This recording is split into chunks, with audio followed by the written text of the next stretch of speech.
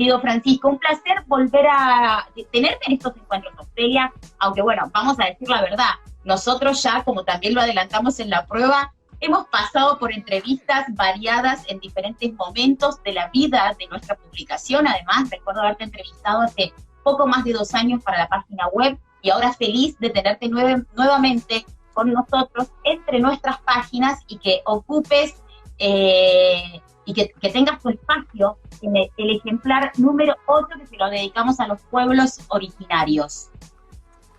Bueno, primero que nada, Mari Pupeñi, Mari Pulañén. Hay muchos Lañén aquí. Hola, Andrea, Jimena, que ahí saludan. Jimena Vega y bueno, Andrea Casanova. Y bueno, segundo, decir que sí, me encuentro muy bien. Afortunadamente todo perfecto acá. Así que sin miedo a las críticas de ningún tipo, salud por ello. Si no es que moleste, que fue lo que me quedó después del almuerzo. Okay. No, está muy bien. Te decía a la audiencia que se va sumando de a poco a esta transmisión, Francisco, que vos estás en la región de la Araucanía. ¿En qué lugar? Sí. Estoy cerca de Pucón, no en Pucón mismo, en un vecindario que, bueno, es un loteo, que es una, bueno, no voy a explicar toda la historia, pero es una historia larga. Sí, había un fundo acá y se vendió parte de ese fundo, y ese fundo hace ya como 80 años. Y actualmente, bueno, es un loteo. Y es un lugar muy bonito, muy hermoso, en el cual estoy viviendo acá. Tenemos una casita con mi esposa, con Andrea, y estamos aquí también un poco gracias a la pandemia, hay que decirlo. Porque esto de poder trabajar a distancia es una posibilidad que nos da, digamos, esto de estar... Oye, suena mucho el celular. No sé si se escucha. Son las notificaciones, lo puedes silenciar, no te preocupes, ¿no? Sí, hazlo. Sí. Claro, Sí. Sí, no, es evidente por ahí, bueno, la pandemia, la cuarentena y el encierro, de alguna manera propician, ¿no? Una vida como mucho más introspectiva, y los artistas, los intelectuales, son muchas las personas que han podido de alguna manera recluirse en su mundo interior, ¿no? En momentos como estos, a muchos otros les ha costado muchísimo más. Sabemos igualmente que esto es una tragedia, ¿no? A nivel social. Por supuesto, se tiene que vivir como eso, ¿no?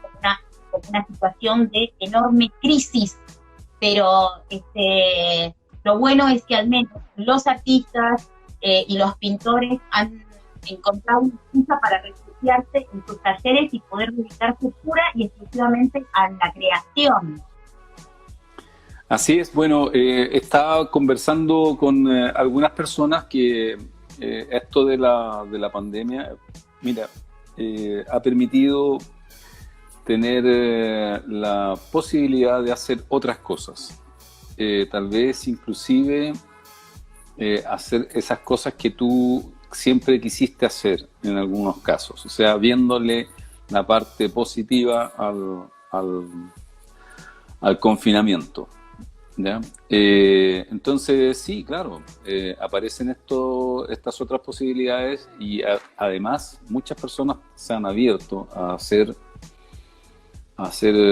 emprendimientos nuevos e indagar también por otros lugares donde antes tal vez siempre estuvieron proyectándose, ¿ya? Y aparece esto. De hecho, que esta cualidad de transmisión, de comunicadores, en tu caso, en mi caso, como que se nos ha despertado una beta que no sabíamos que teníamos. Al menos yo no. Tú con la escritura, qué sé yo, las entrevistas que vienen desde hace rato, yo no. Yo solo la clase nomás. Y en la clase es un espacio también bastante íntimo. Ajá. Francisco se refiere básicamente a su propio programa. Él tiene el Confín delante, ¿verdad? A través de Sí, tu canal de Instagram, así que los invito a que lo sigan, y a que se sumen a sus transmisiones, que son muy interesantes, donde también reúnen a muchas personalidades del ámbito de la cultura y de las artes, ¿sí? Yo he estado en varios presenciando, y porque también tuve el gusto de ser entrevistada por vos en algún momento de esta pandemia. Así que hemos tenido como un muy entretenido. feedback a nivel comunicativo súper interesante, ¿sí? Y amigable. Y pienso justamente en esto, en la importancia de la comunicación, ¿no? Hablaba al comienzo, en tu presentación, sobre cómo estás interesado, Francisco, por la cultura mapuche y en especial por el habla mapuche, y pienso en lo importante que es para el mapuche comunicarse, ¿no? Que implica como toda una ceremonia fundamental, es como de mucha pregnancia, hay como un acto de dignidad, ¿no? En esto de interesarse por el otro. Bueno, sí, mira, en el caso de la cultura mapuche, y yo creo que en la mayoría de los idiomas, pero principalmente en la lengua mapuche, eh, hago mi detención porque también en lo mexicano, yo me acuerdo de haber conocido el término en México, el tlatoani. Tlatoani significa en lengua náhuatl el que tiene el poder de hablar, que tiene permiso para hablar. Y también en la cultura mapuche existe esa facultad. No habla cualquiera, ni cualquiera dice cualquier cosa. Entonces, el respeto a la palabra es una cosa que nosotros, de alguna manera, hemos perdido un poquitito, hemos perdido la visión de la importancia que lo que significa, y de alguna manera también recuerdo cuando yo estaba pequeño, y los papás nos hacían callar, ¿ya? Entonces, no, bueno, era tal vez otra imposición, pero estaba también ese sesgo por hablar cuando te preguntaran o cuando fuera tu momento para hablar. De hecho, sí, hay una ceremonia muy, muy bonita que se practica, de preguntarle a los niños cuando tienen 7 años, preguntarles quiénes son. ¿Ya? ¿Ya? Y esto de los 7 años en el Rey Chipantu es el cumpleaños número 7 es sumamente interesante porque el número 7 no tiene que ver con la cábala en este asunto. Tiene que ver con asumir la conciencia de dónde estás, ¿ya? Bien. A los 7 años los niños son capaces de distinguir muchas cosas y discernir sobre muchas cosas ya. Antes de eso no es que no sean capaces, son capaces, pero a los 7 años ya se les puede exigir. Entonces es un momento de madurez, ¿ya? Entonces les preguntan quiénes son, y es una ceremonia muy, muy bonita, muy, muy familiar, ¿ya? Que les preguntan quién eres tú, Piñay, ¿ya? ¿Quién eres? ¿Ya? ¿Cómo te llamas, ¿no? En realidad? Sí, y pienso igual en el ciclo, ¿no? Porque cada 7 años como que las personas somos completamente diferentes, ¿no? Llega un momento en el que vamos acumulando, 7 años, 14, 21, 28, son edades distintas, y a medida que pasa un tiempo te tenés que encontrar con todas esas personitas de 7 años que se han ido acumulando, ¿no? En el trayecto. Además, cierto, tienes mucha razón en aquello, porque es así, ¿no? Luego tú cumples 14 y viene la fiesta de los... Bueno, occidental, en la manera occidental se ocupa esto de tener la fiesta de los 15 años. Pero la fiesta de los 15 años vendría a ser, y sobre todo para las niñitas. Sobre todo para las niñas. Para las niñas. Sí, entonces viene a ser como el momento de presentar en sociedad, ¿ya? Exactamente. Gracias ahí por toda la gente que se va sumando. David Castellucci, pintor uruguayo, nos dice: la palabra es creadora y muchos hacen mal uso de ese poder, ¿no? Qué enorme poder justamente el de comunicarnos. Y vos me dijiste en la entrevista, tocando sobre estos temas, algo muy lindo, ¿no? Cómo los mapuches mexicanos, siempre que conversan, lo hacen con la idea justamente de recuperar y volver a encontrarse con palabras que quedaron perdidas, palabras que quedaron extraviadas. Así es, bueno, hay una costumbre que se realiza ancestralmente de conversar en torno al Quetzalhue. El Quetzalhue viene a ser el fogón, ¿ya? Ese es y todos toman mate ahí, cuentan algunas historias. Si hay niños pequeños escucharán las enseñanzas por los EPU, los cuentos, y van ingresando, digamos, cierta información y ciertos discernimientos, ¿ya?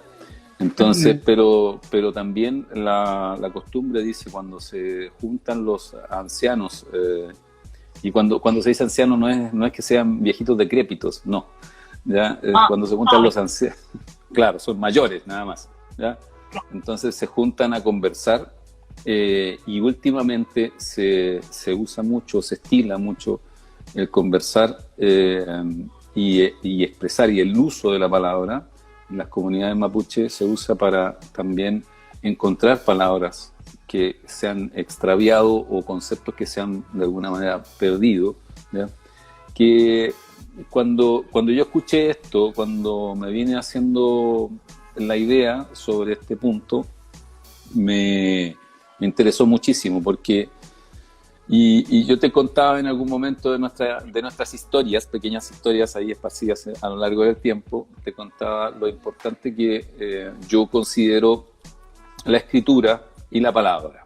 Exacto, eso me parece que es fundamental, y a mí en lo personal es lo que más me llama la atención de tu trabajo, porque hay como un interés muy específico, y a mí la búsqueda de la especificidad siempre es algo que me atrae, ¿no? Digo, yo sé que todos los artistas, todos los creadores tienen tópicos que les interesan más o menos, eso es evidente, quiero decir, pero en tu caso, si tenemos que hilar fino, ¿no? Pareciera ser que te interesa algo muy específico que tiene que ver con el idioma, con el habla, el mapudungun. Siempre, mira, lo practiqué para pronunciarlo bien y no me va a salir. Mapudungun, así es. Mapudungun o Mapuzungun.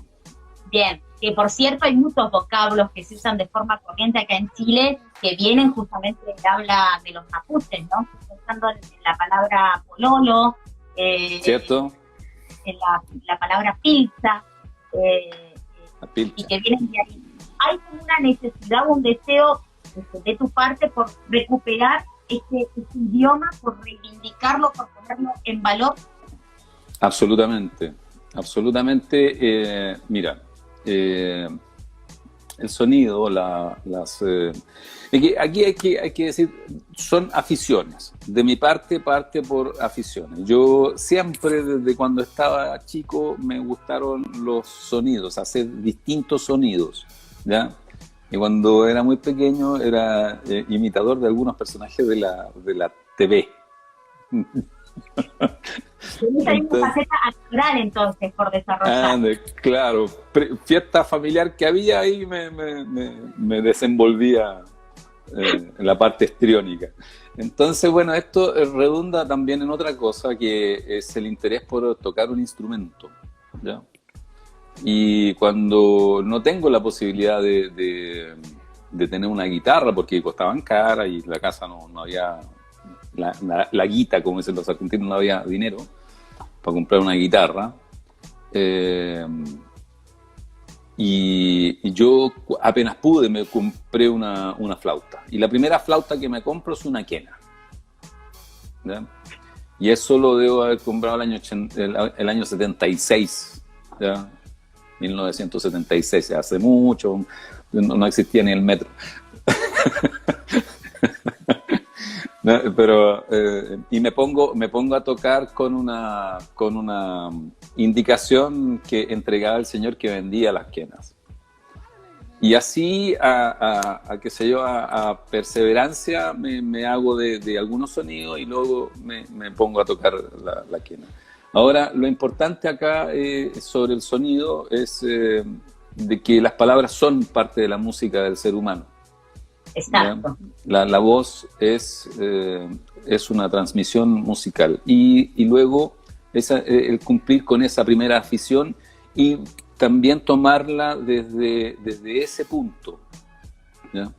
Tomar desde el punto del sonido la necesidad de poner ahí signos, palabras que resuenan de alguna manera. Y cuando llego y saludo en los programas o llego y saludo en una reunión pública, saludo en Mapudungun por la necesidad de que este idioma de verdad se escuche. Nosotros, y a ti te habrá pasado, que hablamos algo de inglés o entendemos algo de inglés porque lo escuchamos a diario, ¿ya? Y de esa misma manera también es una manera es una forma de volver a encontrarse con esos sonidos, identificándolos, porque en este momento, pues, si hoy día hay radios que transmiten en Mapudungun, hoy día en Ciudad de México hay una radio, más de una, que transmite en náhuatl, ¿ya? Y se ha ido generando desde hace, al menos yo cuando vivía en México, había una radio, ¿ya? Que transmitía en náhuatl y la gente. Y aquí de vez en cuando hay algunos pequeños programas en la zona que a ciertas horas, y en no todas las radios, se escucha Mapudungun. Y se escuchan mensajes hablados en Mapudungun y eso es muy bueno, ¿ya? Porque cada vez más se hace reconocible. Ah, mira. Y la gente, fíjate, incluso los que más ignorantes, reconocen que esos sonidos son Mapudungun y no es chino. Claro. Para empezar. ¿Te das cuenta? Entonces, ya ahí hay un avance. Ya eso es importante. Pero, Francisco, para hablar puntualmente de tu trabajo y de cómo vincular justamente la mapuche en tu propuesta, es en realidad si vos lo haces de una forma espontánea, de una manera desordenada o revuelta, que incluso, digamos, podría estar, entre comillas, mal escrito. ¿Por qué ese gesto? ¿Por qué usas el habla mapuche en tu trabajo de esa manera, de esa forma? Con falta de decirlo. Con falta de ortografía y gramática. Ajá. Completamente, ¿ya? Falta de ortografía, gramática e inclusive de vez en cuando borroneado. O sea, en la parte estética, la palabra en Mapudungun, no todas las veces, pero sí varias veces, aparece, suponte, una frase y esta frase está borroneada, está como queriendo como desapareciendo o fundiéndose con una confusión, ¿ya? Y en cuanto a la gramática... Formando parte de un sueño, ¿no? Sí, claro. Y todo esto te trae a cosas. Tuve una conversación muy interesante con un estudiante que visitó mi última exposición en Santiago, Sueño Azul, donde me decía, es que está dicho, ahí, y él así, está dicho, pero está desordenado. Qué bueno, le dije yo, que te des cuenta de eso, porque ese desorden en el hilo de la frase está dando cuenta, está declarando de que yo tengo una cultura extraviada, y no solamente yo, los chilenos, ¿ya? Estamos con una especie de inclusive muchas familias mapuches. O sea, esta conversación que hacen los ancianos que abogan por ello, digamos, haciendo el ejercicio de reencontrarse, de encontrarse, es para justamente encontrar esos hilos conductores donde hay una lógica, donde haya una trascendencia desde la palabra, desde el sonido. Entonces, cuando yo la pongo como objeto estético dentro de la pintura, estoy jugando. Yo vengo escribiendo en mis pinturas desde hace muchísimo tiempo. Antes, yo jugaba, inclusive hay un grabado mío que fue premiado en un certamen internacional en España, ¿qué digo? En Cataluña, que estaba completamente escrito, ¿ya? Y eso estaba escrito en castellano, punto, ¿ya? Y era una poesía, era una cosa que hacía una referencia a Neruda, ¿ya? Entonces viene desde hace tiempo esta afición por escribir sobre la tela, sobre el grabado, sobre la superficie. Escribir y que se entienda o malentienda cosas, o no se entiende, o que la persona inclusive llegue y haga esto, a ver, ¿qué es lo que hay ahí? Entonces, ese valor... Ese ejercicio por comunicar. Pero además hay otro punto ahí, ese valor, porque, mira, los trabajos que yo hago son eminentemente abstractos, la mayoría, ¿ya? Entonces, claro, tú ves una cantidad de manchas, ¿ya? Y luego ves la mancha y te aparece algo como que parece como que estuviera escrito, bueno, y te atrapa, ¿ya? Te atrapa. Y tú tienes un instante de reflexión distinto, ¿ya? Entonces sí. tienes un espacio diferente, ¿ya? Claro, es la forma que has encontrado, digamos, a través justamente de un carácter puramente abstracto, de poder expresar, ¿no? Palabras para decir o sugerir otras lecturas. Eso es importante. Estamos en vivo con el artista visual chileno Francisco Salas, que forma parte del ejemplo número 8 de Revisofelia. Descárguenlo a través de la web www.revisofelia.com. Casanova, gracias ahí por estar. Te pregunta en realidad, Francisco, si sos partidario de un giro colonial en el currículum educacional de Chile. Si hay que dejar de lado el modelo eurocentrista. Casanova. Andrea Casanova, espérate. Fran, ¿eres partidario de un giro decolonial en el currículum de educación de Chile? Sí, claro, o sea, a ver, qué bueno que ya aparezcan como los nombres, ¿ya? Es interesante el concepto que grime ahí Andrea, cuando pone decolonial, vale decir descolonizador. No sé si tan descolonizador, pero sí poner en valor algo que es propio de este lugar, ¿ya? Descolonizador sería cometer, desde mi punto de vista al menos, cometer un poco el error de ir a borrar aquello que no es posible borrar, ¿ya? La historia está ahí, llegaron, no los invitamos, pero se quedaron mucho tiempo, ya tuvieron hijos, familia, descendencia, tuvieron buenas y malas relaciones, ¿ya? Malas en un principio porque llegaron a imponerse, después con el tiempo los españoles se dieron cuenta de que era otro país al sur del Biobío, reconocieron esa instancia y luego, bueno, a excepción de Valdivia y Castro y Ancud, ¿ya? Que eran reductos españoles.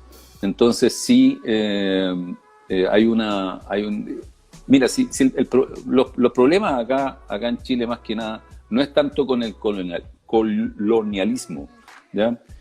El problema comienza con una actitud desde el gobierno de Portales, ¿ya? De un desconocimiento de la raíz y una especie de menosprecio a lo que es la cultura autóctona del lugar.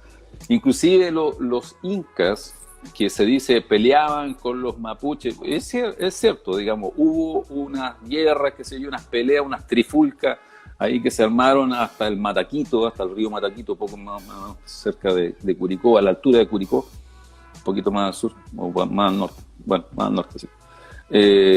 Entonces, que ganaron unos, que ganaron los otros, pero hubo varios loncos mapuches renombrados que en aquellos años mandaban, antes que llegaran los españoles, mandaban a sus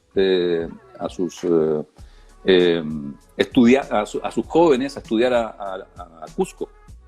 Bien. Entonces, es el caso, por ejemplo, de nuestro Michimalonco, que a nosotros lo presentaron como el destructor de Santiago, ¿ya? Claro. ¿Ya? Entonces Michimalonco no emprendió una acción porque, disculpa que haga la clase de historia, sí, igual es importante que vayamos avanzando también, Fran, que te vas a pudiendo compartir impresiones, es sumamente interesante, por supuesto, no se excede hablar de historia. Cerra con la idea y te voy a compartir otros comentarios de la audiencia. Que lo importante era que supiera administrar, ¿ya? Entonces, este era un joven, digamos, universitario, no era cualquiera. Y no lo muestran de otra manera en la historia chilena, en la más breve historia. Claro. Sabemos justamente que la historia siempre no hay como un lado A, pero tiene un lado B. Estudiar la historia también tiene que ver con quiénes han escrito la historia y qué cosas nos han contado, o qué cosas, y de qué manera, interpretaciones. Avanzo entonces con los comentarios acá de la audiencia que se suma en este encuentro seria, hoy con el artista visual chileno Francisco Salas, pintor abstracto, interesado por la cultura, por la cosmovisión, y en especial por el habla mapuche, muy súper interesante. ¿Cómo definirías el arte de esta tutela? O si crees que el arte tiene apellido, ¿cómo lo ves en este sentido? A ver, ¿cómo definiría el arte mapuche? También podemos hablar un día entero sobre arte mapuche, pero en pocas palabras, ¿cómo lo entendés vos? En un arte muy sincero, muy digamos, hecho de la naturaleza que le impele, vale decir, del conocimiento de la tierra, ¿ya? Bien. Más allá de aquello que dicen de la platería, qué sé yo, que bueno, que vino el Inca, que vino el español, qué sé yo, y eso.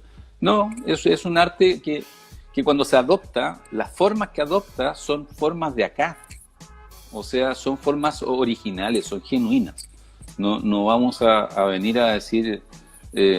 mira, hay un concepto de artesanía, ¿ya? Que involucra esto. Cuando y una historia muy pequeñita, o sea, voy a tratar de hacerla muy corta. En México llega alguna vez, por qué sé yo, algún motivo, algún huracán, un naufragio, ¿ya? Y llega a las costas hoy no se me olvidó el nombre en este momento, pero llega a las costas del Pacífico, ¿ya? Entonces, de Tehuantepec, ¿ya?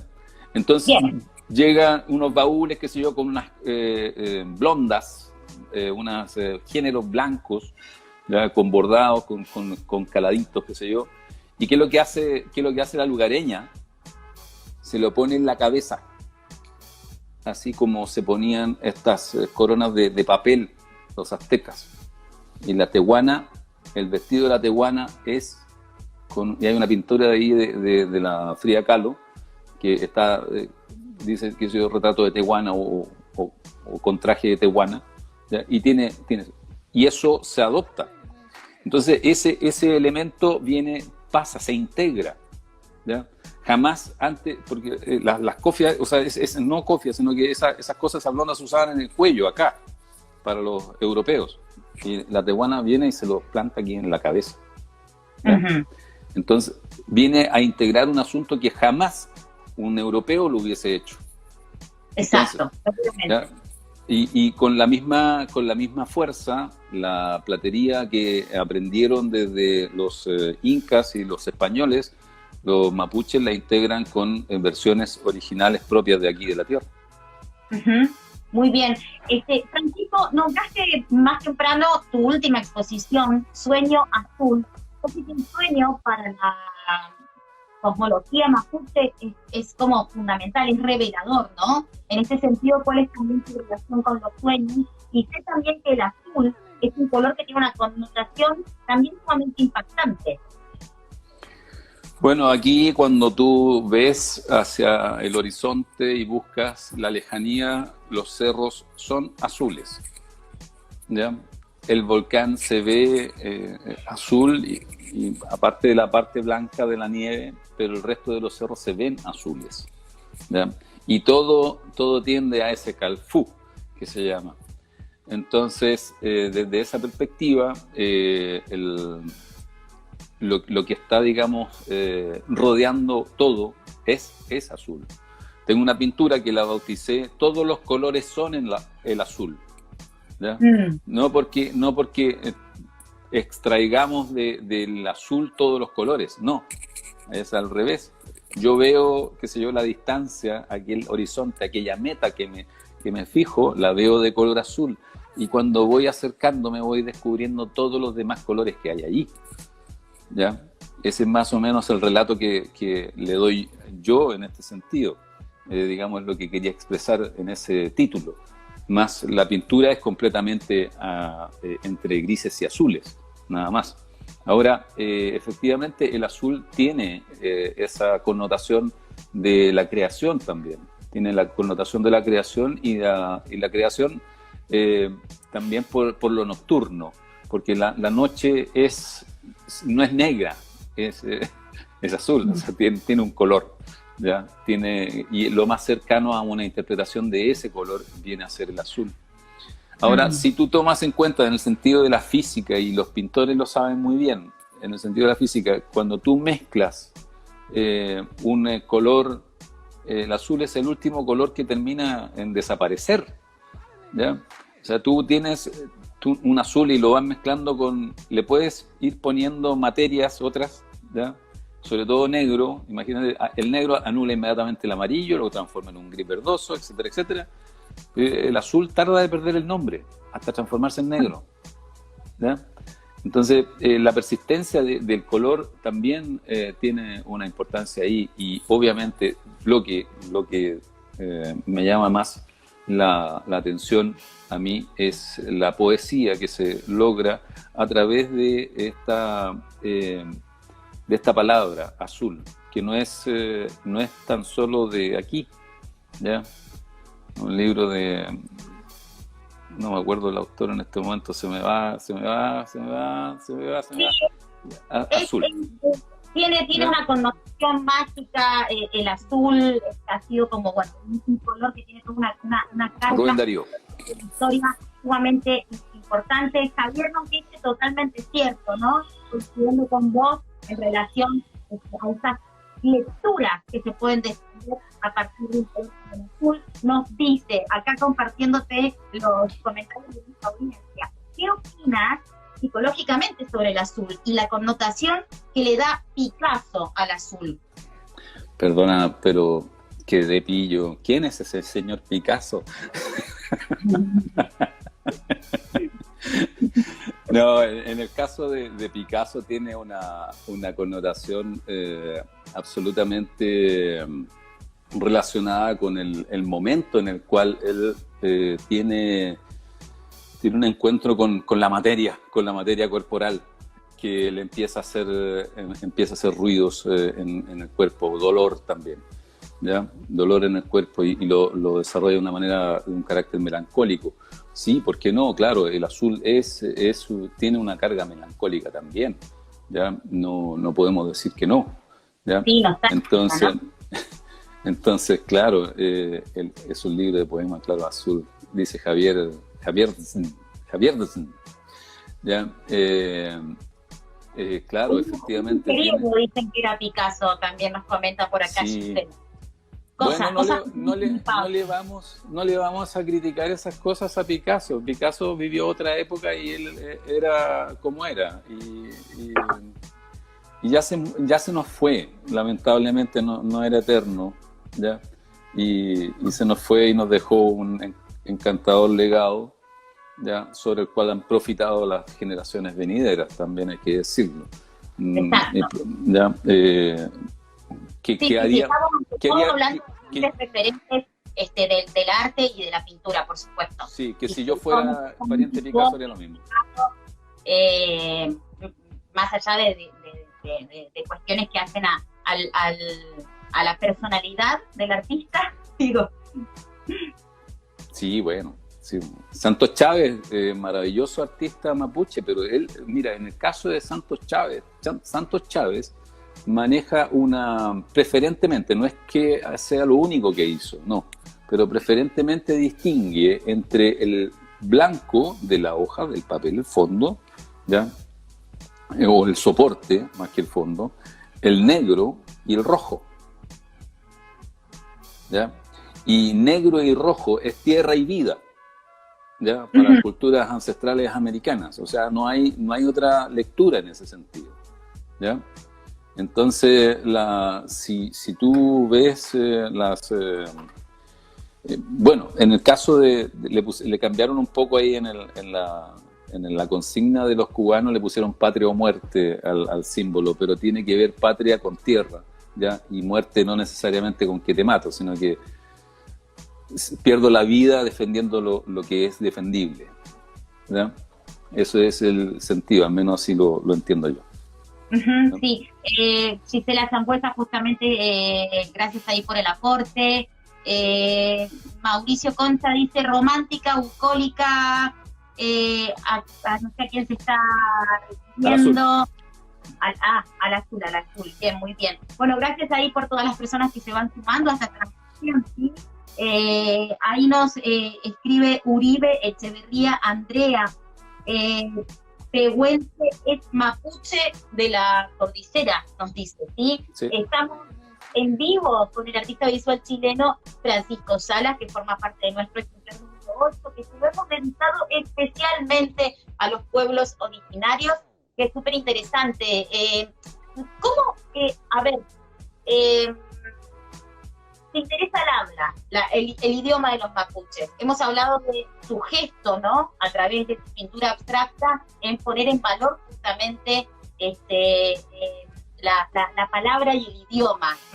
Hemos podido hablar de todo lo que encierra, ¿no? El lenguaje y el poder justamente del lenguaje. Lo sabemos, las palabras nunca son inocentes, ¿no?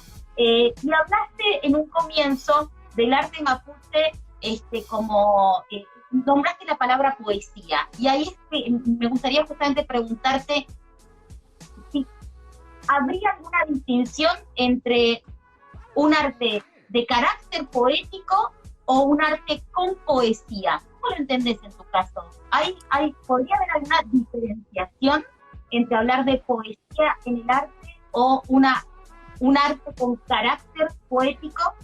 Yo veo esa división, yo veo el intersticio, puesto que nosotros, bueno, mira, el artista, creo yo, siempre va a abordar la obra en un sentido de lo poético, va a intentar lograr aquello y esa cercanía y ese toque, ¿ya? Con lo poético. Si lo logra o no dependerá de lo que ocurra entre el inicio y cuando determine que está terminado, ¿ya?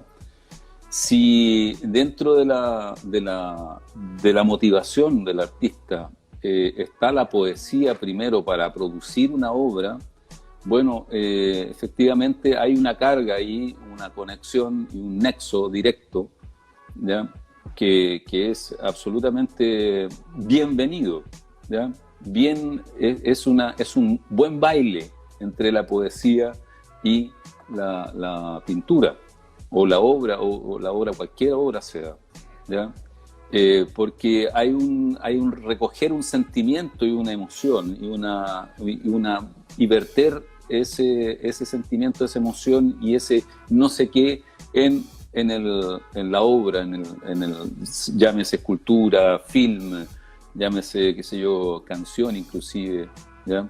Entonces, en el caso, por ejemplo, voy a responder un poquito dos cosas, porque Javier dice sobre el rojo y tiene esa inquietud que se asimila a la sangre, pero eso es ver lo obvio del objeto, ¿ya? Lo obvio del objeto es rojo, sangre, asociado, claro, evidentemente, si viene Freud aquí te dice, cabro, necesitáis tratamiento. No le estoy diciendo a él, estoy diciendo cualquier persona que asocia tan directamente, ¿ya? Que somos la mayoría, ¿ya? Entonces, pero sí lo poético va más allá. Lo poético, existe lo poético en la obra con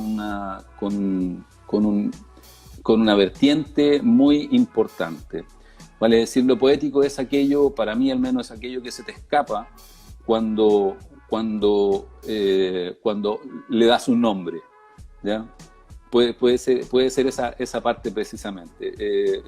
Un poeta mexicano, ¿ya? Octavio Paz, decía que cuando llegas a darle la palabra a ese no sé qué, le llegas a dar verbo a esa poesía, lo llegas a definir, se te muere el arte, ¿ya? Uh-huh. Entonces hay cosas y de alguna manera, bueno, yo soy muy estudioso así, en el sentido de inquieto, ¿ya?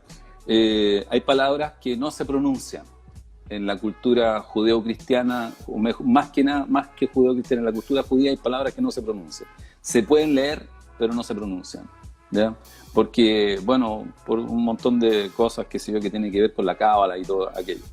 Entonces, uh-huh, hay cosas que claro, le das fin, tal cual, gracias Javier, le terminas el cuento.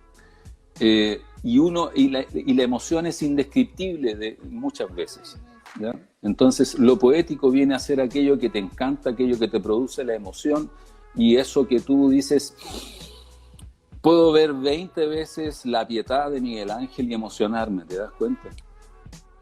Sí, seguramente. Avanzamos con los mensajes, nos quedan solamente 8 minutos para terminar con esta transición. Gracias a todos ustedes por acompañarnos, ¿sí? Alegría nos vuelve a hacer un comentario sumamente interesante. ¿Por qué? Porque nos trae a la figura de Guayasamín, ¿sí? Dice, no podemos pasar por alto al gran Guayasamín, su arte rupturista en su época. ¿Qué opina Francisco? Se pregunta sobre la obra de este Escrivá, ¿no? Pintor, dibujante, escritor, muralista ecuatoriano enorme. Guayasamín, vecino del Guaya, del río Guaya, de Guayaquil, ¿ya? Una gran familia, un gran artista además. Bueno, y él, voy a hacerlo muy corto, efectivamente, él toma, es tan importante, es un hito tan importante dentro del volteemos la mirada hacia lo autóctono, no es que tan solo lo original. Aquí hay un error cuando dicen, no, es que las culturas son originarias. Bien, sí, son originarias porque hay que darle un nombre, ¿ya? O sea, estaban antes que llegaran los conquistadores, los invasores, ¿ya? No son conquistadores. Entonces llega y le dan ese valor, ¿ya? Pero Guayasamín llega en medio de todo un momento en que no hay una visión específica o dedicada hacia el indígena, llega y pone en valor toda esa carga emocional, y no es otra cosa que el llanto, el dolor o sea, ve una pintura de Guayasamín donde haya alguien riendo y te vas a dar cuenta que no es ningún Guayasamín, o sea, es una reproducción, ¿ya? Una falsificación, eso es lo que quiero decir, ¿ya? Y está ahí, y cuando tú hablabas, me tocó conocer a Osvaldo Guayasamín de lejos, desgraciadamente, pero sí en una ronda con gentes, y él era un tipo muy auténtico, ¿ya? Muy auténtico, porque lo que él hacía, y podía hacerle inclusive un retrato a quien fuera, y era increíble, ¿ya? Que no tuviera, y lo indificaba, ¿vale? Sí. No sé si le ponía un caleidoscopio que era propio, ¿te das cuenta? Y eso no es solamente un sello del artista, eso es una capacidad, ¿ya? Que pocos la tienen. Solamente Guayasamín, no solamente un Picasso. Sí. Yo perdí una obra de él, lamentablemente, dice Javier, claro que sí, una tragedia, Javier. Gracias a él por conectarse, ¿sí? Cuántos amigos propios de su tiempo, desde vuelta también desde Chile, seguro. Son figuras, son genios, son chicos. tienen características que los hacen, por supuesto, excepcionales, ¿no? Con eso que vos decías bien, ¿no? Acerca del sello propio, cuando yo me doy cuenta de que el artista tiene un soplo distintivo que los va a diferenciar indefectiblemente de la obra de otros, ¿no? Y esto va mucho más allá del dominio, de la factura, pareciera ser que hay como algo, ¿no? Diferente, extraordinario. Sí, Javier, dice Cami, se te escucha raro. A veces se va un poco la señal pero Sí. el último tramo yo lo escuché perfecto. Hubo otros momentos que no. Pero mira, es no, cierto. hablaban sobre la capacidad nombraste vos a Guayasamín y a Picasso como genios, ¿no? Indiscutibles dentro de la historia del arte, de las artes visuales, pero digo, son personas, justamente son genios porque más allá del dominio, de la pericia, de la factura, del conocimiento, ¿no? Acerca del lenguaje pictórico o visual, tienen algo que los permite diferenciarse del resto, ¿no? Para justamente esto que decías vos, para que haya un soplo distintivo, un sello personal que los hace únicos. Tal cual, tú lo has dicho de una manera muy digamos, muy perfecta, que es eso, ¿ya? Oye, yo agradecido de toda esta entrevista. Ya no sé si ya me puedo despedir. Después me dan la pasada. Vas muy bien con el tema de los tiempos, muy bien. Miren que abrazos para un post, nos dice Jimena Vega, artista también Ofelia del ejemplar número 5, te mando un beso muy grande, Jimena, gracias por estar. Y también Javier, bueno, espero que se haya resuelto el temita de la señal y que nos hayan podido escuchar bien, ¿sí? Estamos cerca, o sea, en cuanto a distancia geográfica en este minuto. Bueno, ustedes saben que yo estoy hace 2 meses en la maravillosa ciudad de Valdivia, pero sí estamos bastante cerquitas y está cerca de Chocón, no nos separan tantos kilómetros en este momento. Te quiero agradecer enormemente, Francisco, 3 minutos nos faltan solamente para finalizar con este encuentro, la posibilidad de que podamos hablar, ¿no? De todos tus intereses pictóricos, que también resultaron, por supuesto, para nosotros muy interesantes, por eso también el interés que tenía de que formaras parte del ejemplar número 8 de Pueblos Originarios y que lo hagas a través de un arte abstracto, que lo hagas queriendo reivindicar a la cultura mapuche, que es tan profunda, que es tan compleja, ¿no? Y que merece, por supuesto, de nuestro reconocimiento, profunda admiración y respeto para eso, y por supuesto también profunda admiración y respeto por todos los artistas que, como vos, también se interesan, ¿no? Por reivindicar a los pueblos originarios, más allá de las complejidades que puede haber, ¿no? Cómo llamamos, cómo nombramos a las cosas, por todo lo que hemos estado hablando a lo largo de esta hora, ¿no? En relación al uso del lenguaje y el poder que tienen las palabras. Así que gracias, Francisco, 2 minutos, ahora sí te podés despedir de la maravillosa audiencia que nos acompañó y de sus intervenciones, que estuvieron todos súper activos. Qué bueno. Agradeciendo en primer lugar a tu persona, Camila Rebeco, por darme el espacio de esta entrevista, de esta dedicación. Sabemos que esto todo es trabajo y es trabajo que se hace con mucho gusto, con mucho placer siempre.